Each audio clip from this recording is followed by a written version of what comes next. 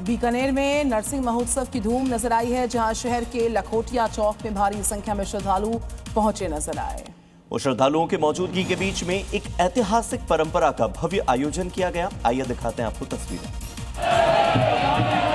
करीब 450 साल पुरानी ये परंपरा इस दौर में भी उत्साह और आस्था के साथ निभाई जा रही है। महोत्सव के दौरान पारंपरिक मुखौटा पहनकर कलाकारों ने भगवान नरसिंह के अवतार और भक्त प्रहलाद की रक्षा की कथा का जीवंत मंचन किया। इस दौरान खास बात ये रही कि मुखौटे की परंपरा मुल्तान के व्यापारियों से जुड़ी मानी जाती है, जो आज भी कायम है। भगवान नरसिंह के मंदिर से जुड़ी इस ऐतिहासिक विकास के मंचन को देखने के लिए बड़ी संख्या में लोग वहाँ पहुँचे थे। पूरे माहौल में भक्ति और उत्साह का रंग देखने को मिला। श्रद्धालुओं ने बढ़ चढ़ कर इस आयोजन में हिस्सा लिया। दिल्ली से सोमनाथ स्वाभिमान पर्व की शुरुआत हो चुकी है और इस यात्रा को दिल्ली की मुख्यमंत्री रेखा गुप्ता ने हरी झंडी दिखाकर रवाना किया।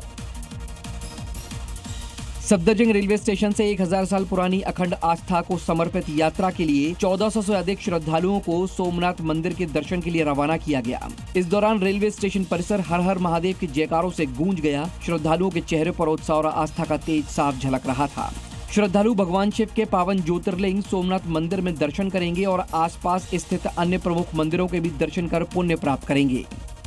ममता बनर्जी ने भारतीय जनता पार्टी पर कुछ बड़े आरोप लगाए। ममता बनर्जी ने कहा कि पश्चिम बंगाल में ईवीएम को लूटने की कोशिश हो रही। स्ट्रांग रूम से बाहर निकलने के बाद ममता बनर्जी ने कहा कि ईवीएम में गड़बड़ी करने की कुछ जानकारी उनको मिली थी और उसी के आधार पर वो यहाँ पर आ पहुंची। ममता ने कहा वो ईवीएम को लूटने नहीं देने वाले हैं। तो मुख्यमंत्री ममता बनर्जी ने यह भी कहा है कि केंद्रीय बलों ने उन्हें अंदर जाने से रोक दिया, जबकि वो परमिशन लेने के बाद अंदर गई थी, यानी कि इजाजत के बाद वो अंदर गई।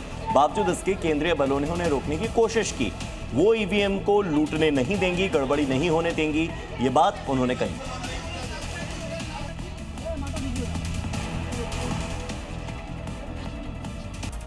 तो बदलते हुए मौसम के साथ केदारनाथ धाम में तापमान में भी गिरावट दर्ज हो चुकी है।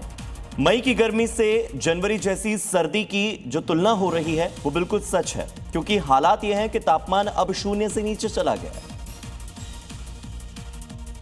लगातार होती बारिश से केदारनाथ धाम में ठंड बढ़ गई है। रात के वक्त टेम्परेचर 0 डिग्री से भी नीचे चला गया। हालांकि तापमान गिरने से श्रद्धालुओं की आस्था और उनकी तादाद में कोई कमी नहीं आई। देश के कोने कोने से भक्त बाबा की एक झलक पाने के लिए केदारनाथ धाम पहुंच रहे हैं। वहीं देहरादून मौसम विभाग ने बताया है कि सभी जिलों में हल्की से मध्यम बारिश हो सकती है। वहीं 3800 मीटर से अधिक ऊंचाई वाले इलाकों में बारिश के साथ बर्फबारी की भी आशंका है।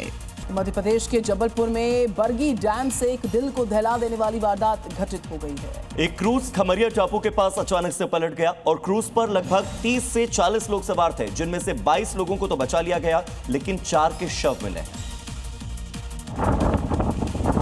क्योंकि जिस वक्त हादसा हुआ क्रूज नर्मदा के गहरे बैक वाटर में था, तभी अचानक मौसम बदला और तेज हवाएं चलने लगी। पानी की ऊंची लहरें और तेज हवा के दबाव के कारण क्रूज अपना संतुलन खो बैठा और देखते ही देखते पानी में डूब गया।